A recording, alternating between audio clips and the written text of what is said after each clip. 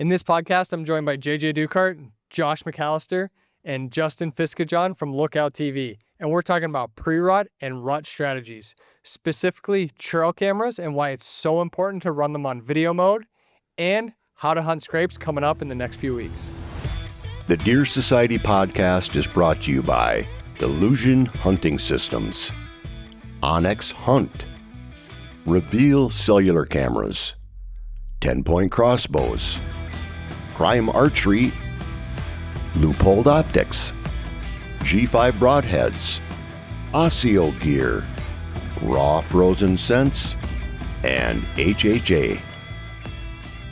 Well, we're back with the guys from Lookout TV. Guys, thanks for joining us again on the podcast. We are getting into one of the most exciting times of year. I feel like I say that lots, though, throughout the year and the fall. It's like season's almost here, getting into one of the best times of year. And then pre-rut comes, like, oh, we're getting in. But really, as we approach now the, pre-rut and rut and getting into those stages, want to talk to you guys about some different strategies and techniques that you use coming up here.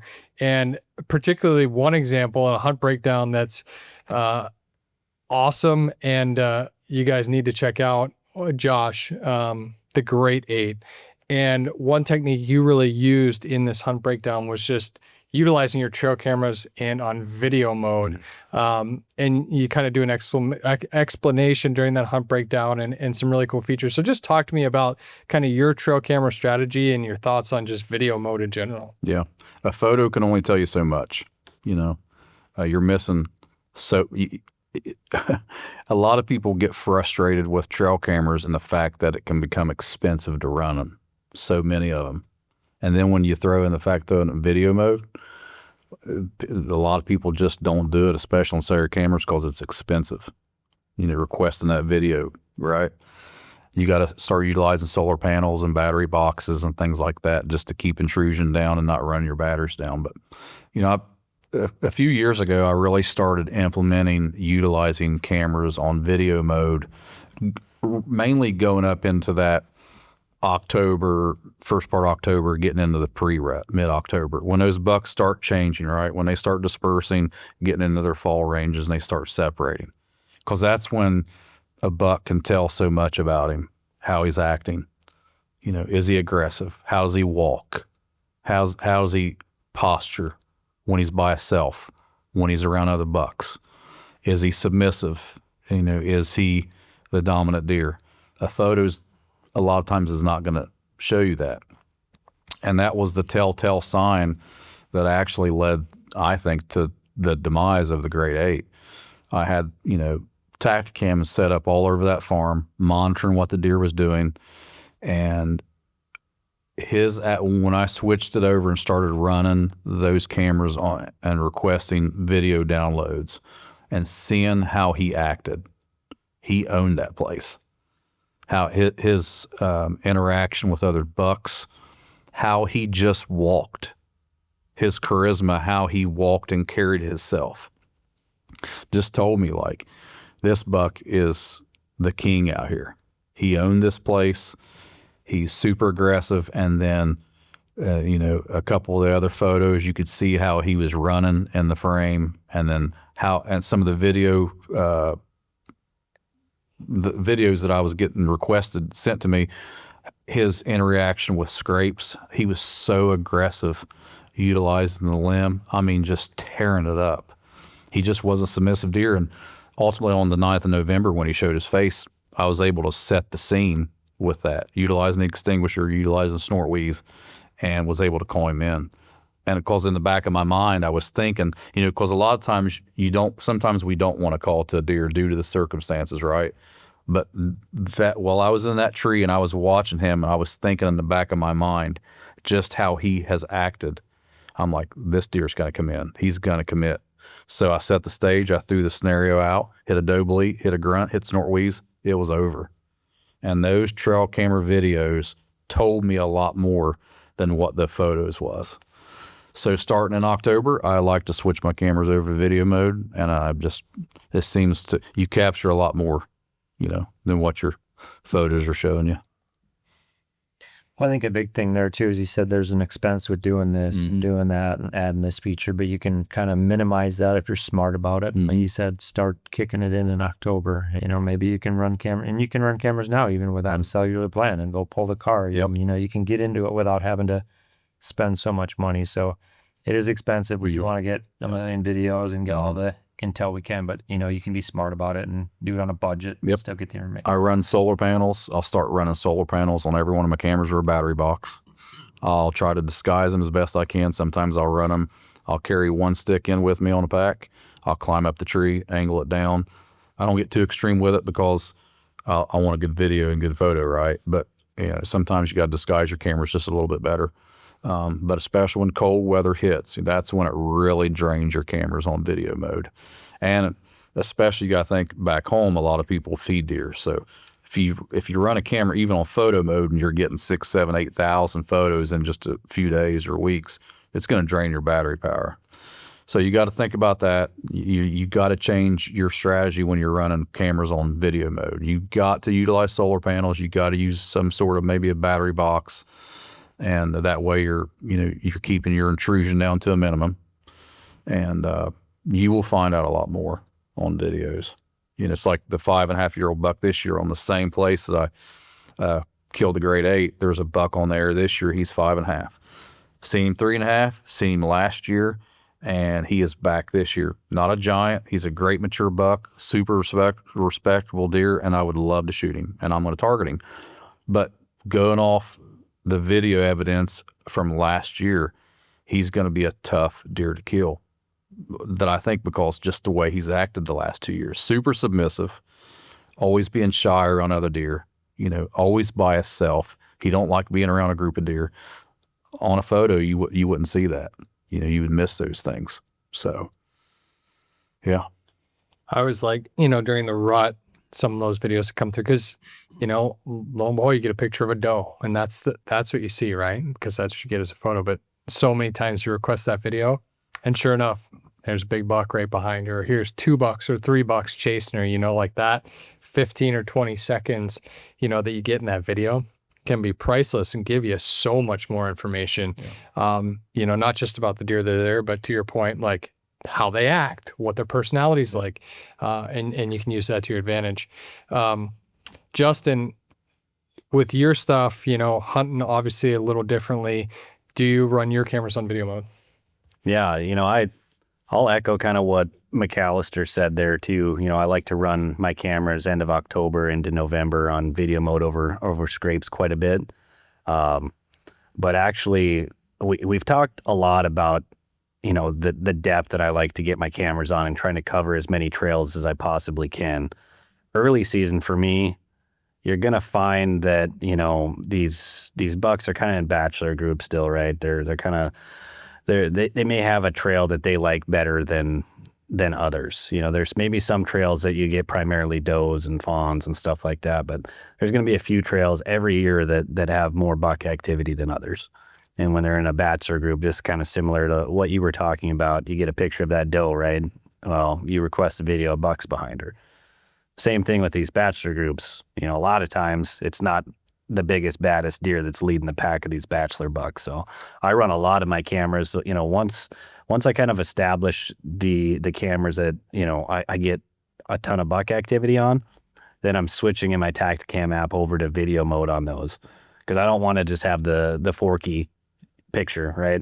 Every time I get that, I'm like, I'm going to request that video. I have Tacticam Extra. It's, I think $10 a month or whatever. I can have unlimited requests for videos and HD pictures. And every time I get a picture on, one of my cameras that I know has a lot of buck activity, I'm requesting that video, and I'm finding that, some of those bigger bucks are in the background. Maybe I would have missed that if I didn't request the video. So I utilize video mode a ton this time of the year too. And the other part of that in the hunt breakdown that we did on the deer that I killed in 2024, the kicker buck, I'm hunting kind of along a big sandbar. So he was crossing in one spot where the water was, but once they cross the water, it's wide open. They can go any direction. So it was crucial for me to run those cameras on video too, because then I had an idea, where do I expect this deer to go, or where is he coming from the island towards that camera? that sort of intel was really crucial in putting the pieces to the puzzle together for me too. Because if I get a picture of him right there, that's all I know is he was right there. I don't know what direction he entered that crossing from, whether it was north or south. I don't know when he crosses it in the morning, what direction he's going, or even what direction he's facing, right, when he would be in my shooting lane. So video mode on those trail cameras, I use it year round, to be honest with you. This time of the year specifically, once I determine what cameras have the most buck activity, I swap those over to video mode. If I'm getting primarily does and stuff on some of my other cameras, I'll leave them on photo. But where I know the bucks are, that's the cameras that I'm switching to video, and that's been a huge part of my success. Yeah, I love, when you set a camera over a scrape, when you're getting into that mid-October, you're honing in, right, where that buck is spending the majority of his time. Having a camera on a scrape on photo mode only gives you a piece of the puzzle. When you set it on video mode, you're going to figure out what direction he's coming from. Yeah. Or maybe you got another camera on this side of the hollow or on another scrape in that same area, and you get him from another direction. All you're doing, that's just other pieces of the puzzle that you can figure out. Well, he come from over here out of this direction. He was over here, come from this direction. Maybe that can cause you to hone in just another 100 yards or maybe another 200 yards because you caught that direction on that video segment. The photo is not going to capture that. So no, direction of travel for me, like I said, with the video mode is huge. Yeah, I like what you said there earlier too about the background information you can get. I know made me think of a couple spots where it's either water hole or scrape, but the background has the big food source, so maybe even if a doe triggers your camera up and we request a video, then you can see, oh, there's a big buck out in the distance. So you could get more information off that background if you're facing it the right direction too, not just the information right in front of you if it's a scrape or whatever the case may be. So background information from videos too. So yeah. Yeesh. Moving past just the video mode, if we talk about trail cameras this time of year and again, moving into pre-rut, what, Josh, is your strategy? Obviously, scrapes is a big one for you. Are all your cameras on scrapes pretty much at this point? What's your strategy? A lot of it depends on what the acorns are doing. And where I'm at, if the acorn crop is heavy, I'm focusing on the freshest sign. You're going to get boots on the ground. You have to put boots on the ground. You can't rely on what your cameras are telling you all the time. You can't sit back at home on the couch and say, oh, what's my camera showing me? If my camera's not showing me nothing, then I'm not going to go. You have to put boots on the ground. The freshest sign where the freshest oaks are dropping is where the deer are going to be. So I'm thinking about what the oaks are doing. Number one, I'm going to start deploying cameras around hot oaks. Two, I'm going to focus on certain scrapes. So many people say, well, there's a primary scrape, there's a secondary scrape, there's just scrapes. These deer, the scrapes that I'm looking for are the scrapes that have been used year in, year out, and you can find them right now. You can find them. Just because it's early season and maybe they're not slamming them right now, they're going to. I'm looking for a scrape that the leaves, the overhanging branches has been hit for years. They're chewed up. All the leaves are gone. I'm looking for giant scrapes on the ground that are hollowed out, that you can tell over the years has been hit repetitively. Those are the places that you want to think about setting up, putting the camera, setting up, or going back in when the oaks start dropping. It seems like those are my best areas. Like I've got a spot right now that I found 2 years ago. It's actually on the property where I shot the Great 8. Found it going in July, and I looked at it, and the ground was just wallowed out where they had just continuously just scraped and scraped. Every overhanging branch didn't have a leaf on it. They was chewed, broke from year after year after year. And I said, man, this spot right here come October is going to be awesome. Set a camera on it, let it set, and wouldn't you know it, that was one of the hottest scrapes I had all season. It was actually one of the places that I targeted the Great 8 before I made a move on him in another place. So think about those spots when you're, thinking about maybe in October, a specific scrape that you're finding, because you can go out, in September and October, right, and find a bunch of scrapes. Which one you're going to hang your camera on? Sometimes you just don't know. I'm looking for those types of scrapes. You'll hear people say community scrapes or whatever. It's just a place where these deer, does, small deer, young bucks, mature bucks, they all hit it. They all go by there, and it seems to be the hottest spot. Combine that with acorns just dropping, And if you find a spot like that in tight, that's going to be money. That's where you want to be. When it comes to scrapes, a scrape like that you found and obviously has been used for years and years, are you just hanging a camera there and letting it be and letting it be its natural state, or are you going to do anything to enhance that, like you would do in a mock scrape? All my mock scrapes over the years, I don't utilize just a bunch of different scent. You think about scrapes and utilizing scent, right? A lot of people get in the argument of what type of scent to use. Well, you should use pre-orbital wax scent. You shouldn't use deer peel on a limb because deer don't peel on a limb. You got to think about it like this when it comes to a scrape. It's just a place for deer to communicate, right? And they do that by depositing some sort of scent. How many times does a deer rub their nose on their tarsal glands and then get up into the licking branch, right? They do that all the time. It's basically just an area where they communicate. There's so many different glands a whitetail uses, right? That it's got a forehead gland scent. It's got a preorbital gland. It's got, glands right here. It's got tarsal glands. And I utilize very little scent. I use just a little bit of scent on the limb, maybe just a little bit in the actual ground, but the visual is just as important as it is as the scent. I want it to be large. I want it to be they can see it. Clean out the scrape really well. Sometimes I'll utilize ropes, just depends on the area. And I'll set a camera on it and see what kind of action gets on it. Sometimes you'll have to make a move, maybe I'll set up downwind of it. Just depends on what I'm seeing, where the deer's coming from.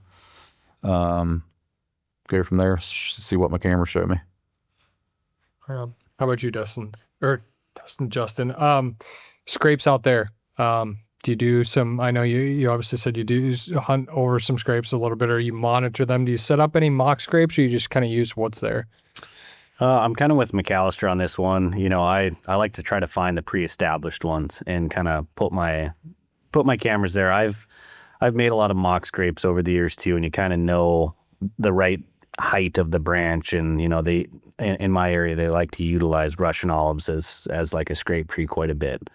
So if I can put a stand placement along already established scrape line or rub line or trail that a particular buck is using, I'll try to make mock scrapes there from time to time too, just to try to get them situated where I can get a shot. And then I'll use, again, not a ton of different scents, but I'll use some scent right in the base of the scrape and some on the limb, and try to manufacture a spot where I could, envision that deer kind of cruising through that area that he's already naturally using, and just getting him to stop there for, a good standing still shot. Because as we all know, especially self-filming during the rut, these deer on the move, it's kind of a nightmare, right? Like bow hunting these deer during the rut, if you're self-filming, is so hard. They're always on the move. They're always nose to the ground. They're always moving around. So utilizing scrapes or mock scrapes for me is a way to try to get that deer in a position where I can execute a shot and get it on video. So that's kind of how I utilize them.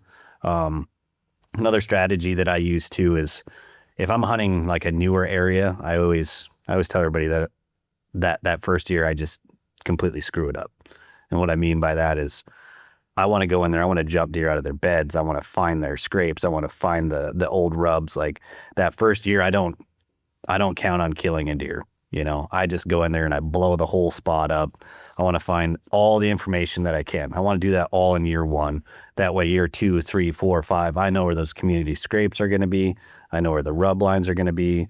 I know where the bedding area is. I have all of that stuff marked, and I'll be as unintrusive as possible. I'll start hunting as close to the food source as I can, and then I'll kind of, as the season progresses, these deer get more nocturnal.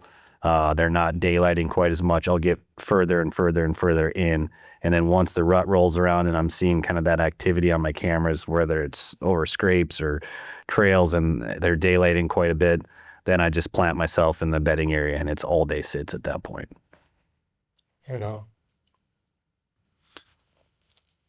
When it comes to scrapes, you can just about bank on it. And this is a prime example on the deer that I killed in 2023. I was hunting the Great 8 in 2023, and he got boogered.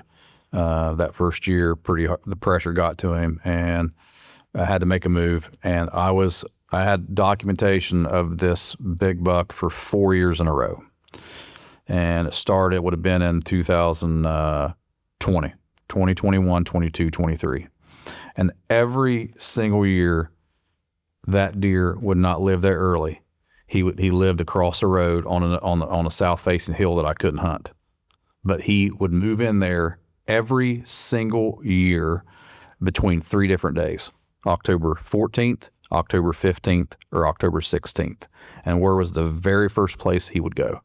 That scrape. I got 4 years of history with that same buck. When he would come onto that property, that was the very first place he would go. I got 4 years of pictures within a day or two of him on that scrape. So, I mean, they're habitual creatures. You know, you can just about bank that these big deer are going to do the same thing, within a day or two, sometimes within the hour. It's really weird sometimes how close they are to, and their habits year in, year out. And that's how I, set up on him. The grade 8, the hunt for him in 2023 failed. So I had a camera on that scrape. I thought, well, if he shows up, we'll see if he's alive. That's where he'll show up. And sure enough, the very first time I went and scouted that place and checked that camera, I hung that camera in September on that scrape. I knew I wouldn't get nothing on that in September. But I thought, if he shows up, this is where he's going to be. And within the day, that big giant showed up. I think it was the 15th of October, and I killed him on the 27th, just 100 yards from that scrape. Wow. Yeah, so. JJ, when it comes to you and hunting scrapes and, just getting ready this time of year, are there any outside of the box strategies that you use as this time of year approaches every year? Well, a lot of the scrapes that I can think of right now, it's almost like more of a visual, like you said, than the scent. It's like a decoy out there that they can see, if it's an open field, I mean, they can see it 100, 150 yards away, and then they just go to it. There's this branch hanging out and all the deer cover it. So it's really a decoy in a sense, and it works great for the filming aspect, like what we do, trying to keep deer in front of you, get that shot. Definitely the intel is the biggest thing. Scrapes, from my perspective, I've not shot a lot of deer in the scrape, a couple, but not a ton. But just getting that intel, because they come back, they remember those spots. The main ones, the primary scrapes, they're like, okay, I'm going to go in this section first week in November, or is that big scrape from last year?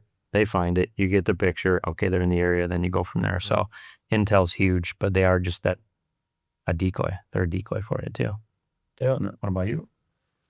Yeah, I mean, I'm a natural scrape kind of guy. I will do some mock scrapes, but as natural as I can keep them, I will. Run a lot of cameras on scrapes. And, it's interesting you talk about big deer doing the same things. Like I had that deer, the 80-10, that deer did the same exact thing. That was a little later. I think he brought a doe into this property. It was just a little 80, and a lot of it was ag, but a little section of woods. 3 years in a row or 4 years in a row, when he came to breed his doe, he was right in there. He wasn't in there hardly at all the rest of the time, the rest of the year. But like that first part of November, between the 1st and the 4th, like he was in there with the doe, and man, there was a scrape in there, and it hit that scrape. But he did take his doe in there, and then that 3rd or 4th year, whatever it was, I ended up killing him. And I think there's so much information, to your point, Josh, you can gain from these big deer, especially creating history with them and watching them year after year.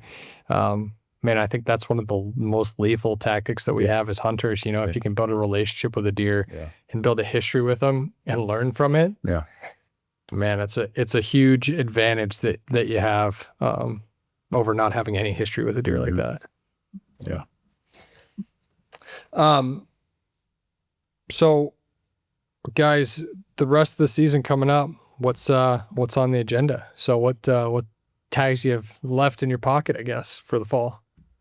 Well, you always, at the beginning of the year, you always plan big, right? Between me and Justin and Trent, we've got, we've had, we've hunted hard. We've had, over the past few years, we've had some great years, and you always plan to fill every tag, but some years you don't. And if we are successful on half of our tags that we have this year, it's going to be a great year regardless, right? I mean, I was talking the other day about how many really solid years you have as a hunter when you're at your peak and you're your prime, traveling, hunting hard. Throw in the fact that you got kids, families, full-time jobs. You're trying to travel. You don't want to leave home so much. You start to think about those things. Life evolves, right? It changes. So you only have, I think, a handful of really prime years as a bow hunter that you're chasing big deer, and then it kind of dies off. But this year, you know, I've got Iowa, North Dakota, obviously. That trip was a good trip. You've got, Ohio, obviously, home. That's 3 tags for me. And unless something else comes up here, spur of the moment, get an invite somewhere, that's where I'll, focus. It's hard. I've got, a 5-year-old daughter and a 15-year-old son. So being away from home is getting harder every single year. It's really hard, man. And Justin, he's got 3 tags? Yeah, I got North Dakota archery tag. I have a North Dakota rifle tag, and then I have my Montana tag, which I can bow hunt or rifle hunt. And every year, I'm always trying to, fill my tags first, because I have a lot of, friends and family that I try to take out. Josh was coming out again this year early in North Dakota. My dad has a rifle tag in Montana for deer. My buddy Troy Hendrickson, he's got antelope tag. We go bow hunt together for that. He's got an archery elk tag. Me, him, and my dad all have cow elk tags in Montana. So I have 3 tags in my pocket plus the cow elk tag too. So I got a busy fall. It seems like that's the case every year though. Like there's a handful of friends and family. Last year it was, my sister drew a cow moose tag and a cow elk tag. So I was tagging along with them, trying to help her fill those tags, which she did. And that's, like Josh said, it kind of comes full circle. It's family to me. I had several years where, it was focusing on trying to kill the biggest deer around, just that was my focus. And now it's more, I want to get out and hunt with my dad. Yeah. I know those days are numbered, right? Yeah. That's something I really cherish and look forward to. And voice is getting a little shaky. But we love big deer just like you guys, but you reach a point to where it's just, you kind of slow down a little bit and you get a little bit smarter. You move a little bit more methodically, and I think that's the point where we're at. We love to do it, and see what the end of the year looks like once we finish everything up. But, we're grateful every single year, wherever we get to go, however much we get to hunt. We're just super grateful to do it, to chase it, hopefully learn something every single year. Yeah. Yeah, the other big part is I got a 7-year-old son at home too, and he's a little fireball, and he's getting to the age now where he likes to come along with dad and set up the cameras and do the scouting, and he's been in the tree with me when I've killed a few does, and he's been on, I think he was 2 years old, and I shot a really nice deer with my rifle, and 2 or 3 years old, and looking back at those videos and seeing his reactions, I mean, that's what it's all about, man. I love spending time with him and my dad. That's the most special time to me is chasing big deer and sharing that with friends and family. That's what it's all about. Really blessed and thankful to be able to do what we do.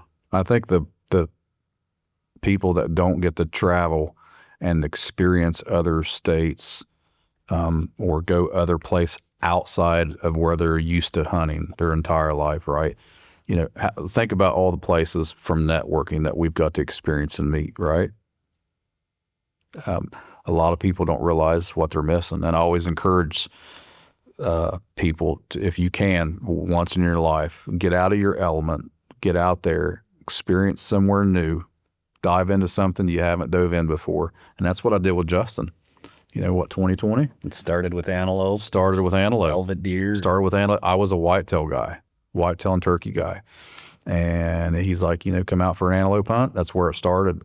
And before you know it, I was out there in North Dakota killing a velvet buck. And then 2021 killed the mega giant velvet buck. And then it's got to be mule deer now. Now it's just, You get out there if you can do it once in your life. Get out there, take the time, experience something new, go somewhere new, see what you've been missing once in your life, and you'll be surprised at what you find out, what you see.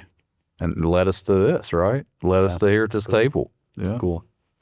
Well, that's awesome. You know, I think we can all relate to that in the family aspect and just the joy of hunting and the passion we all have for it and the passion we get to share with family, friends, and people that watch, you know, the Deer Society. And, you know, I look at that and that advice is great advice, Josh. And if you can go out there and do something different, absolutely do it. But, you know, I look at what we all do here and filming hunts and telling stories and giving, I won't say advice, but educating hunters. Yeah. That's why we're all here, right? Is to share stories that maybe people don't get to experience for themselves, or share knowledge just from experiences that we have that they can go and use, you know, whether it's where they're hunting or where they're not hunting. So, you know, it's such a common bond, I think, that everybody at this table has, and everybody within the Deer Society and all the people watching. You know, it's that passion for the outdoors and sharing those stories and just enjoying them and bringing to life. That's what it's all about. Yeah. That's why we're all here. Yeah. Life's short. Live it, get out there, experience something new. And that's why we're here. We wanted to see you guys be successful.